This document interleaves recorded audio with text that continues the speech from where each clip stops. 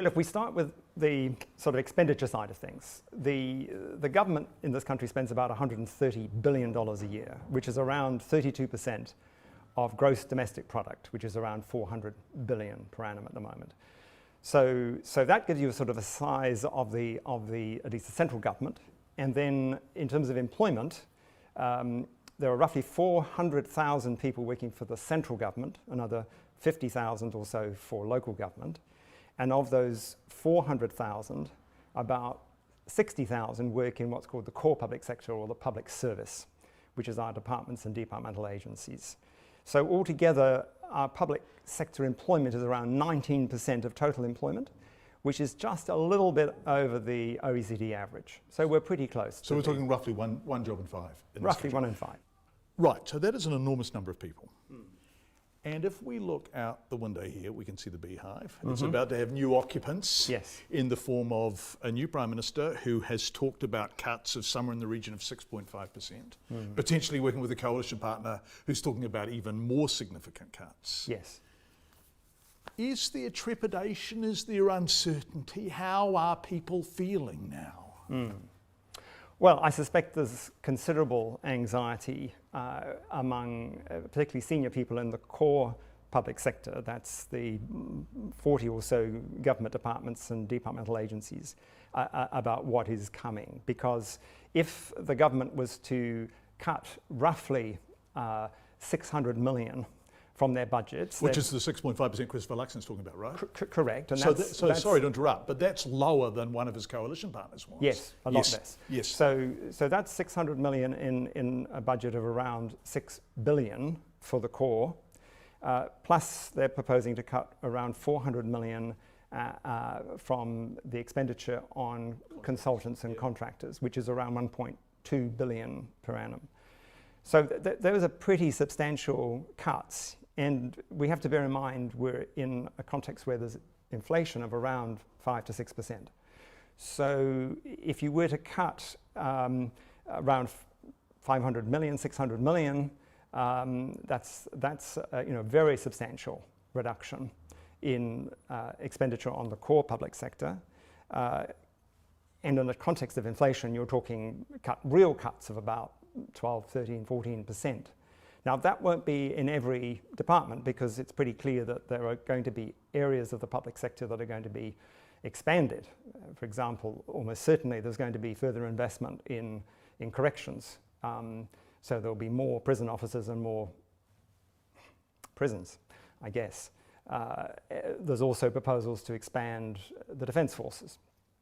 On the other hand, there's proposals to cut very significantly in some other areas. The ACT Party, for example, wants to abolish all the population ministries. So that's the Ministry of Women, the Ministry of Pacific Peoples, the Ministry of Maori Development, Te Puna Kokiri, and so on.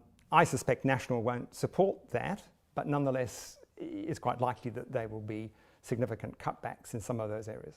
So if we're talking about once you adjust for inflation, so you take that 6.5%, which is National's figure, you adjust for inflation, so you're talking about potentially as much as 12 or 13%. Correct. What the hell would that mean for the public service? Yes, well, it would depend how quickly the government wants to achieve those sorts of reductions.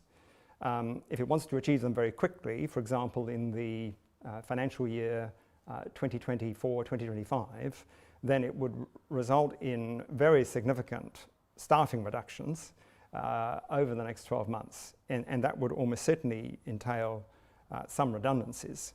So I think one of the questions that people are going to be asking themselves in the public sector and among ministers is, how much would the government want to spend on redundancy payouts? Most people don't think that's a very good use of public money. On the other hand, if you're not prepared to actually make people redundant and pay them out, then it's going to take longer, other things being equal, to reduce the size of the core public sector by the amount that's probably in people's minds. For example, the ACT Party wants to return the core public sector to about where it was 6 years ago. 2017, yeah. Which was about 47,000. So that's a reduction in roughly 15,000 people. which is a lot of people. It's a lot of people. All of this has to take place under someone, right? And the Public Service Commissioner, Peter Hughes, is going at the end of February, right? Correct. And so how important is that appointment, his replacement?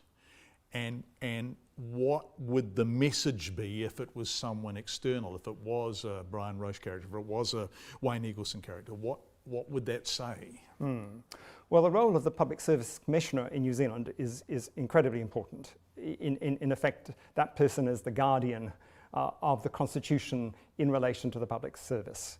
It's the person who tries to ensure to the best of his or her ability that the public service acts in accordance with various values and principles, which includes political neutrality or non-partisanship. Why does that matter? And I'm sorry, because people will sigh and go, oh, John, it's obvious why it matters. But for people who don't understand the idea, the rigorous enforcement of neutrality in the public service, why is that important? Well, for over 100 years, New Zealanders had a meritocratic process of appointing people into the public sector. Prior to that, who you knew, and particularly if you knew someone in politics, you would have a better chance of getting a job. And for over a century, this country and most other democracies have taken the view that it's better to have a public service that is appointed on merit and that serves the government of the day to the best of its ability, irrespective of who the government is, as long as it's acting lawfully. If you move to a situation in which senior roles within the public service are politicised in the sense that people are appointed on the basis of their ideological convictions or philosophical outlook rather on the basis of their competence and other qualities, then you risk really undermining absolutely fundamental constitutional convention in this country. And in my view, that would be very, very damaging. I'm a Wellingtonian, but I live in Auckland now. And I wonder if lots of the people that I live amongst have no idea how big this is potentially going to be. So we're talking, and not just, of course, Auckland, Christchurch, Invercargill, wherever. We're talking, if you adjust for inflation, 12% reduction potentially. We're talking thousands of jobs lost potentially. We're talking somebody being appointed potentially who is a contravention of the conventions around the neutrality. How big is all of this?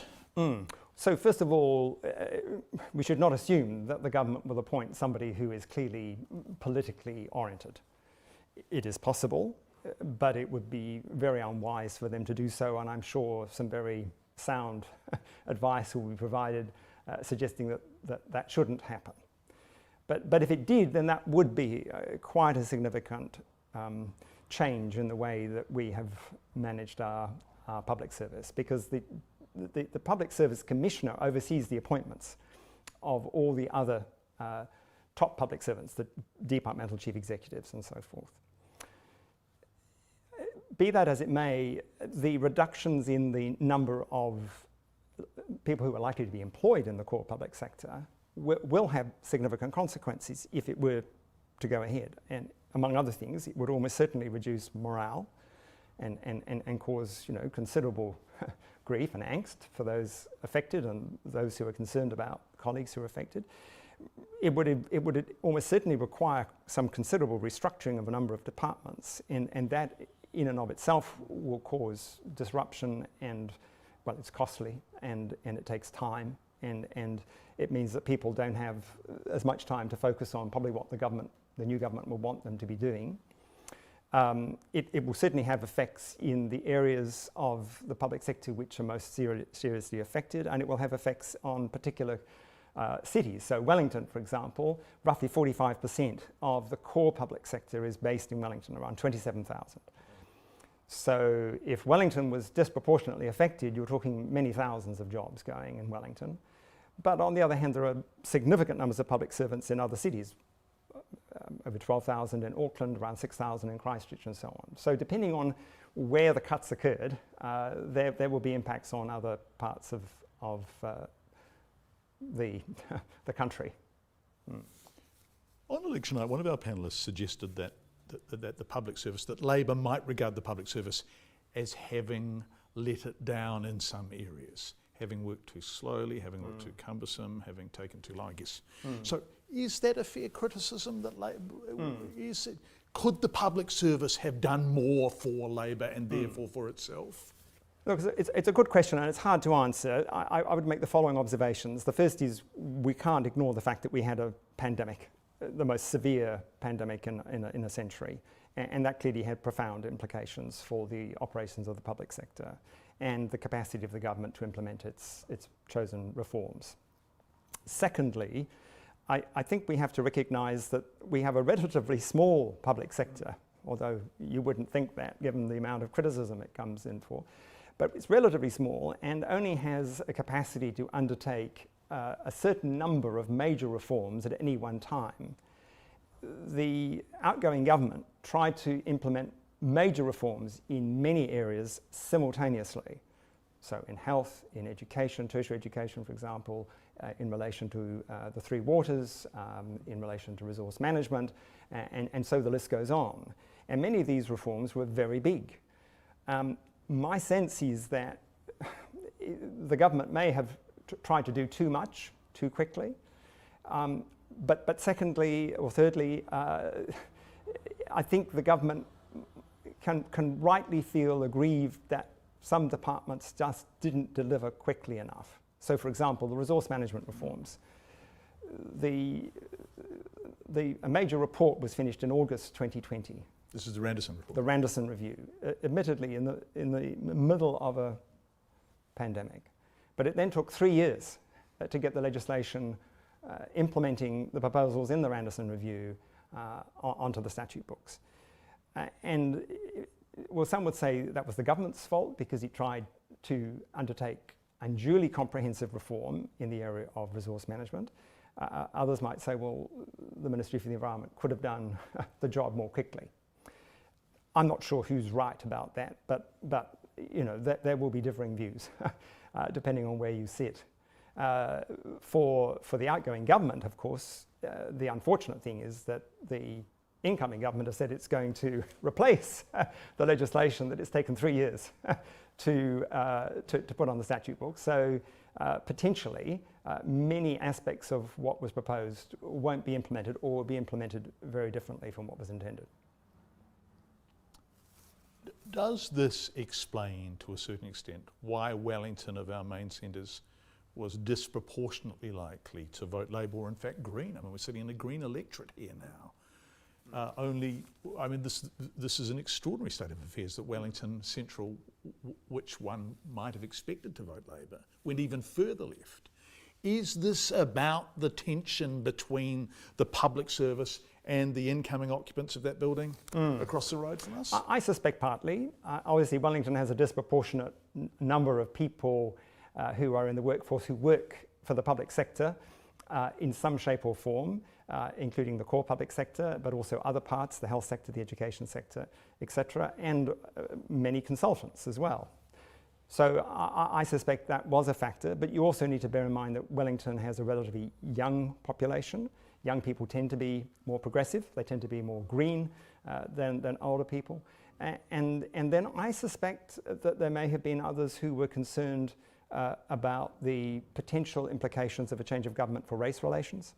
You have to bear in mind that all three, if you like, centre-right parties have proposed changes that would, in some sense, reduce the role and influence of Māori in policy making. The ACT Party has proposed significant changes of a constitutional nature, in effect, as well as the abolition of the Ministry for Māori Development and the Office of Crown Māori Relations and so on. I suspect there will be people who, if you like, more sympathetic to the way the Treaty of Waitangi has come to be understood in New Zealand, more sympathetic than, for example, the ACT Party appears to be, who would think actually if a government was to wind back in significant ways some of the institutional arrangements and participatory modes and governance arrangements that we've developed over the last few decades, that would be very counterproductive and very damaging to to race relations in this country. And I suspect that would have been another element that might have influenced at least some voters. One of the things I'm sure if Christopher Luxon's watching this, and I suspect he will, he's going to say none of these cuts will have any impact on frontline services. What does that mean? And what is the difference between frontline and everything else in the public service? So, definitionally, people who are regarded as frontline workers are those who work directly with customers, consumers, clients, citizens. Whereas people who are supposedly back office staff don't have that direct interaction with customers, consumers, clients, citizens. But the distinction is open to debate. For example, thousands of people here in Wellington would see their minister as, if you like, their primary client or customer. It's their minister who's, in effect, buying their advisory services.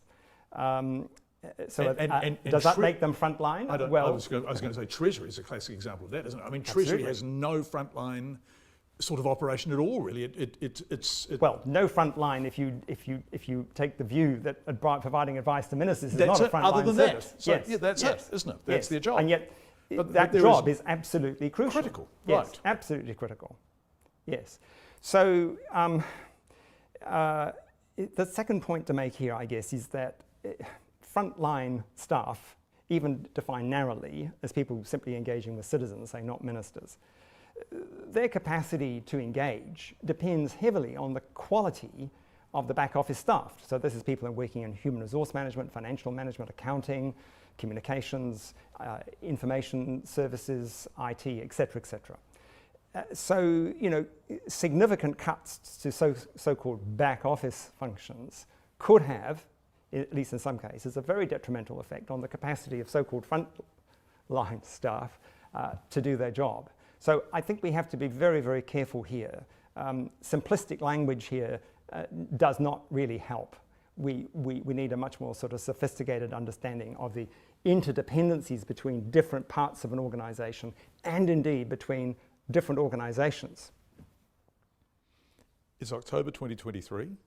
If we are sitting here in October 2026, what do you expect to have changed? Is it?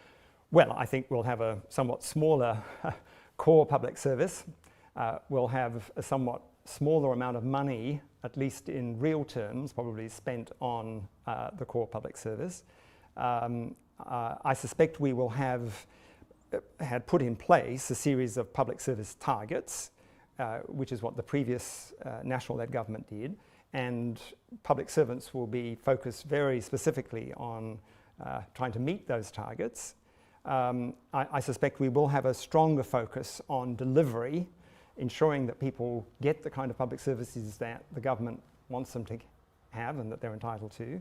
So I suspect those are some of the things that will be uppermost, at least in the minds of ministers and some voters. For myself, what I would say, among other things, is that the public service undertakes literally thousands of tasks. Many of them people never see in their normal life. It's pursuing thousands of different objectives, and that it's really rather, how can I put it, unwise to focus unduly on the number of staff in a particular part of the public sector, or on a particular number when it comes to expenditure on a particular part of the public sector. I think there are more, critical things than that in the end, which includes having a public service which is trusted by citizens, having a public service that has the capability to respond to crises such as a pandemic, such as a massive earthquake, such as we've had 17 severe weather events that have triggered declarations of states of emergency this year alone. We need a capacity to respond to those sorts of things. Counting the number of digits or the number of people or indeed the number of dollars is not, in my view, necessarily the most important thing. We have to be able to protect the interests of citizens now and in the future. And we need to bear in mind that this is really quite critical. We have enormous challenges facing this country and indeed humanity as a whole over the coming years.